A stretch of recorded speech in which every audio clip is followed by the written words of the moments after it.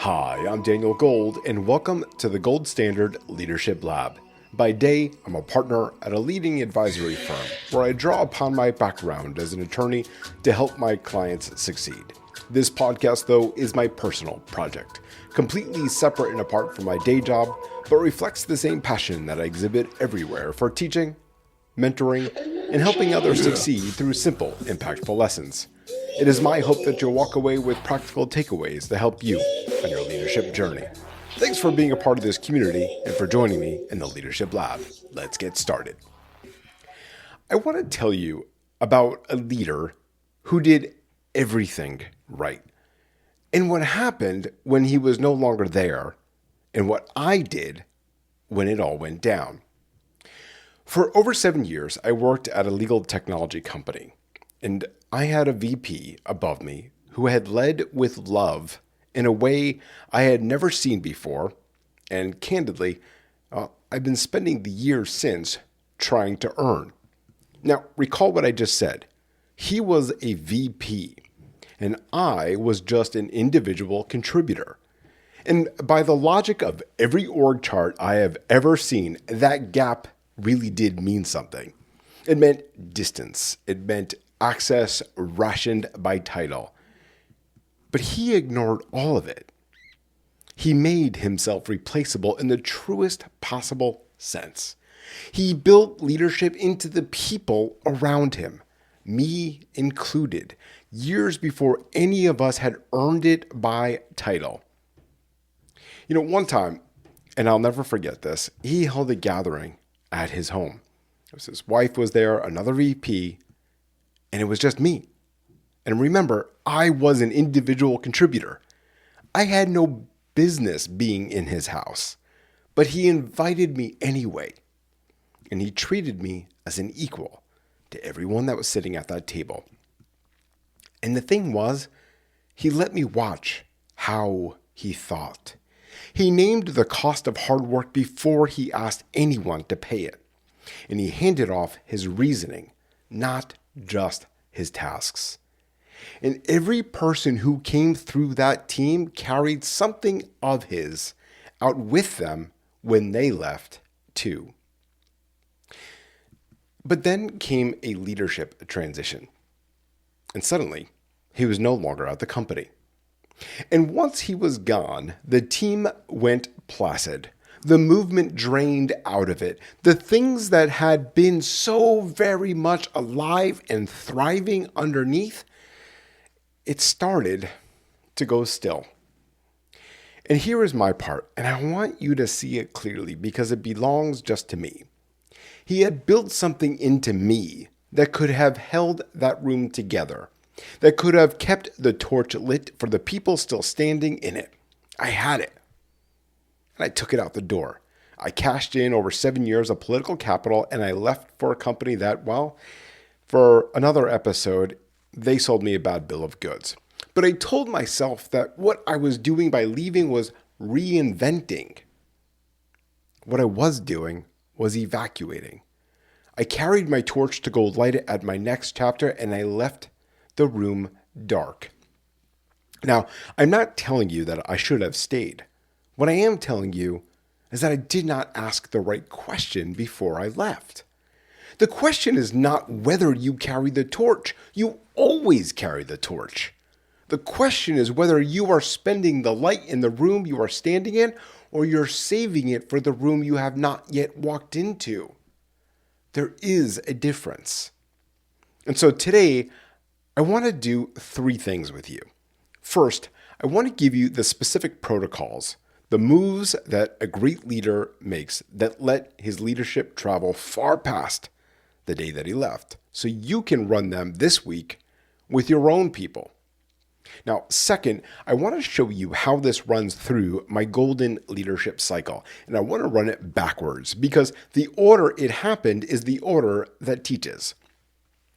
Finally, third, I want to give you a diagnostic, one observable test that you could run on your own people that shows you whether your leadership is traveling or it's just standing still while you hold it up. Now, here's the thing. Underneath all 3 is one lesson. You cannot repossess what a leader built into a person. So let me earn that with you right now.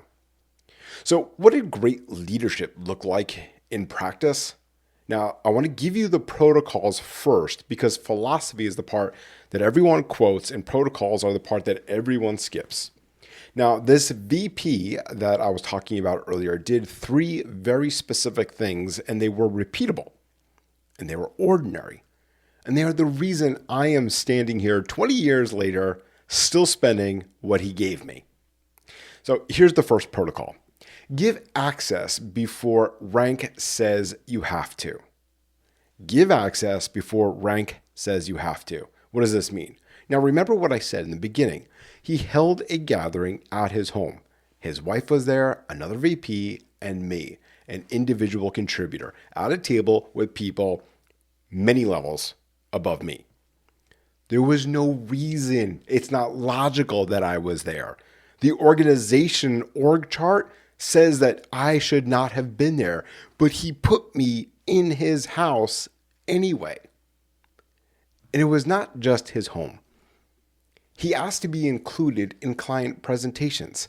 Everyone in my group wanted him at a presentation. Why? Because he was a dynamic presenter, the kind of person who changed the energy of a room, and his title closed doors that otherwise would have stayed shut. But here's what I want you to hear.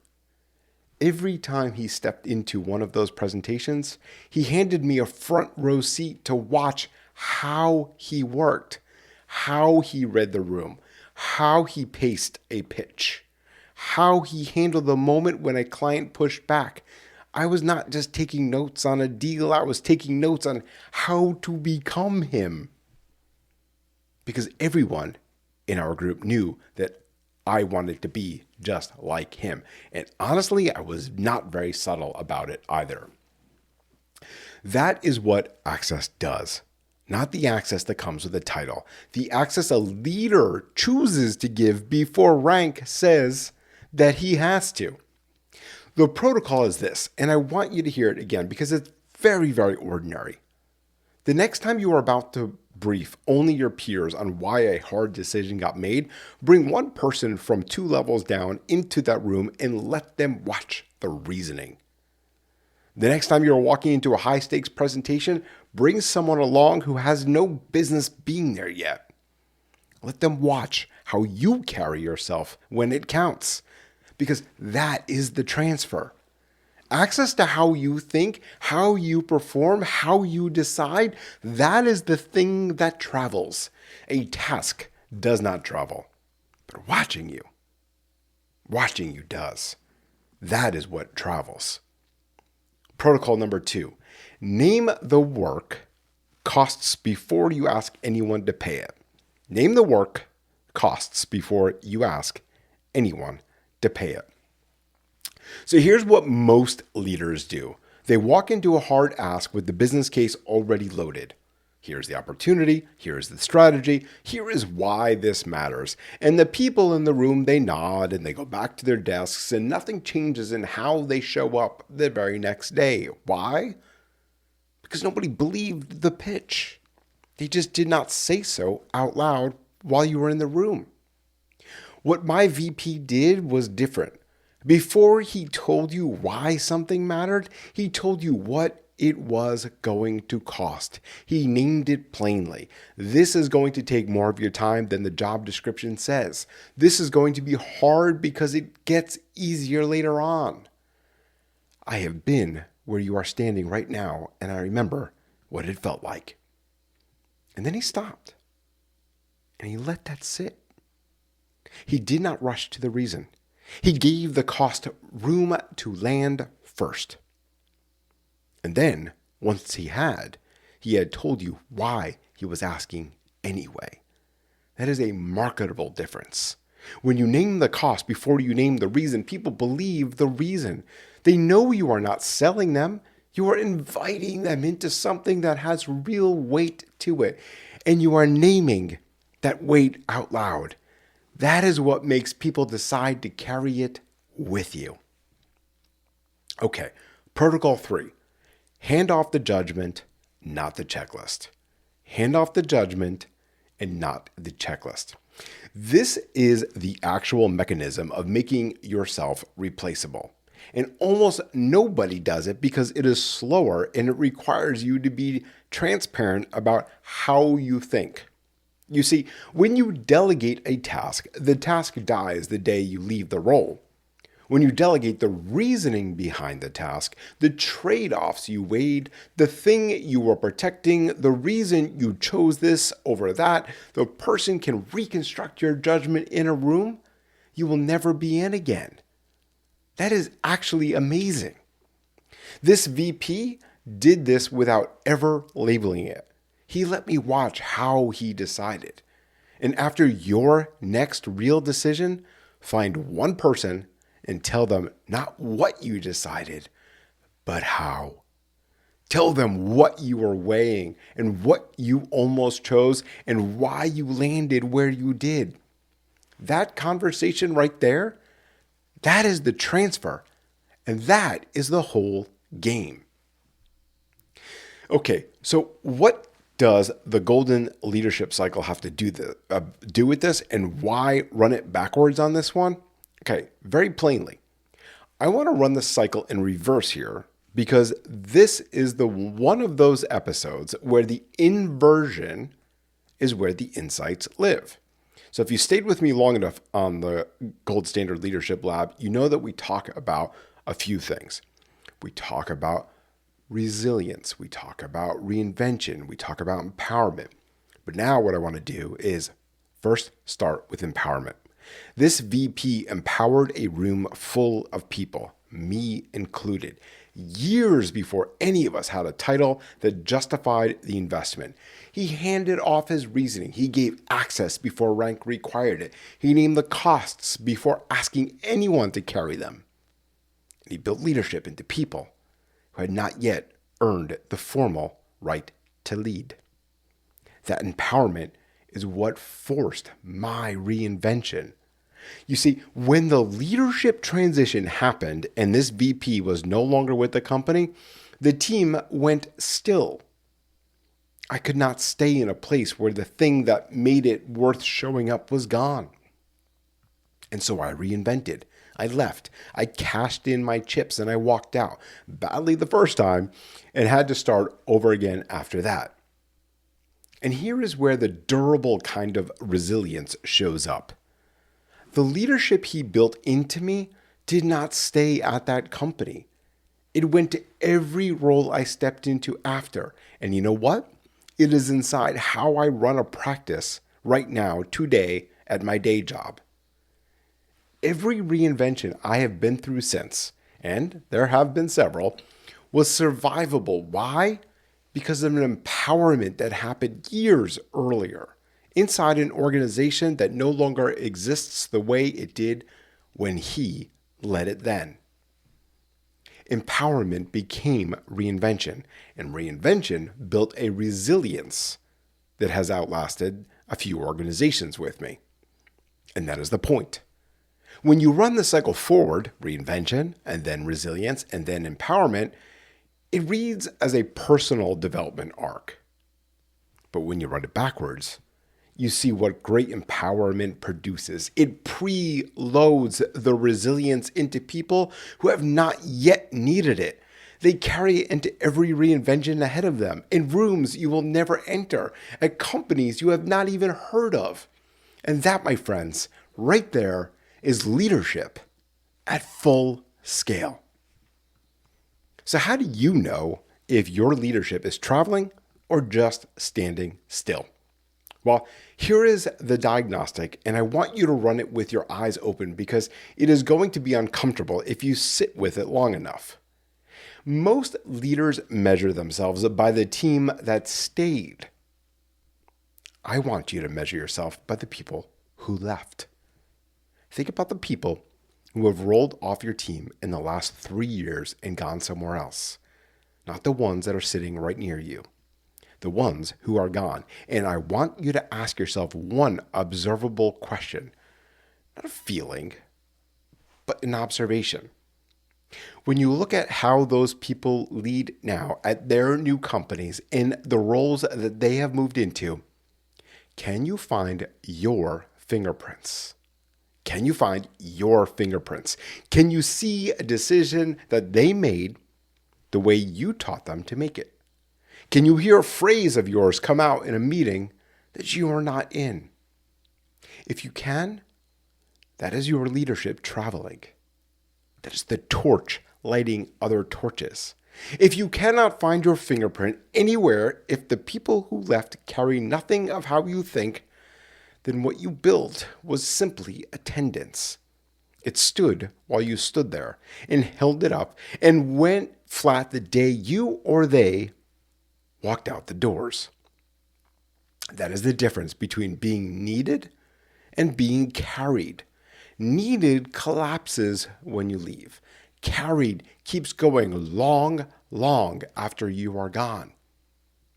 What is the hard question you have to answer about your own leadership right now? When you leave, some of your leadership is going to walk out in the people, and some of it is going to stay in the building when you go.